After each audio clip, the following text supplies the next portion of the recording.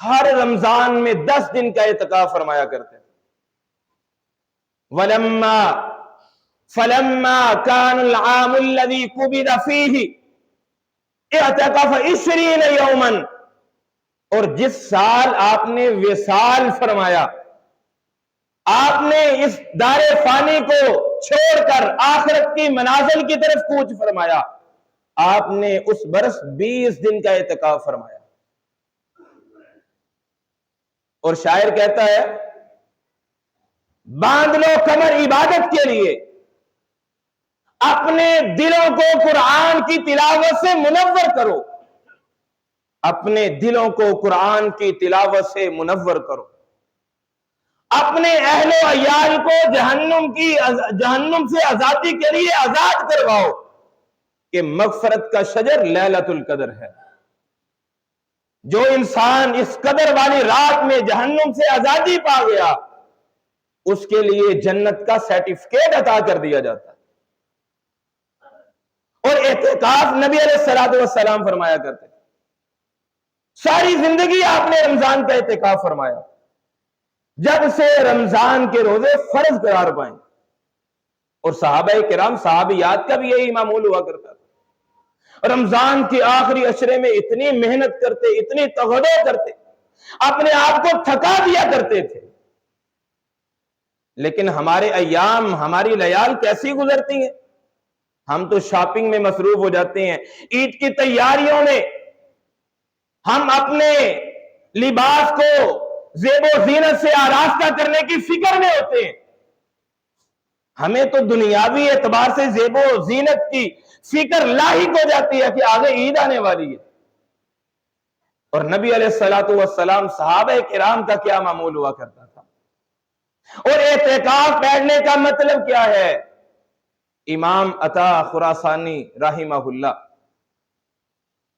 وہ بیان کرتے ہیں کہ جو انسان اعتکاف بیٹھتا ہے، اس کی مثال اس شخص جیسی ہے جو دنیاوی اعتبار سے، دنیاوی معاملات سے قطع تعلق ہو کے اپنے پروردگار کی چوکھٹ پہ آ کے اپنی جبین کو ٹکا کے یہ ضد لگا کے بیٹھ جاتا ہے، اے میرے پروردگار، جب تک تو مجھے معاف نہیں کرے گا میں تیرے در کو چھوڑ کے کہیں نہیں جاؤں گا. اور جب انسان کو معافی مل جاتی ہے، حقیقت میں اس انسان کی عید ہوتی ہے، وہی انسان خوشی کا مستحق قرار پاتا ہے. منا لو، مانگ لو گڑ گڑا کے، رب سے ابھی مغفرت سستی ہے. مانگ لو گڑ گڑا کے، رب سے ابھی مغفرت سستی ہے، کہتے ہیں رمضان میں رب کی رحمت برستی. جس انسان کو رمضان کی رحمتوں میں بھی اللہ کی رحمت نہ نصیب ہوئی، اس انسان کی بدبختی میں کسی قسم کا کوئی شک نہیں. اور یہ لیلۃ القدر کی رات قرآن مجید فرقان حمید بیان فرماتا ہے تنزل الملائکۃ والروح فیہا باذن ربہم. اور اس سے پہلے بیان فرمایا انا انزلناہ فی لیلۃ القدر وما ادراک ما لیلۃ القدر لیلۃ القدر خیر من الف شہر. یہ ایک رات 1000 مہینوں کی عبادت سے بہتر ہے. اور یہ کن کی برکت سے اس امت کو نصیب ہوئی ہے؟ یہ کن کی کوششوں سے، کن کی ایمانی حرارت سے اس امت کو یہ تحفہ عطا کیا گیا ہے؟ سنیے اس کے شان نزول میں. تفسیر ابن عباس میں موجود ہے، معارف القرآن میں موجود ہے، اور تفسیر عزیزی میں موجود ہے. امام مجاہد رحمہ اللہ کے قول کو نقل کیا گیا. وہ بیان فرماتے ہیں کہ نبی علیہ الصلوۃ والسلام نے ایک مرتبہ صحابہ کرام کے سامنے بنی اسرائیل کے ایک ایسے عابد اور مجاہد کا تذکرہ فرمایا جس نے 1000 مہینوں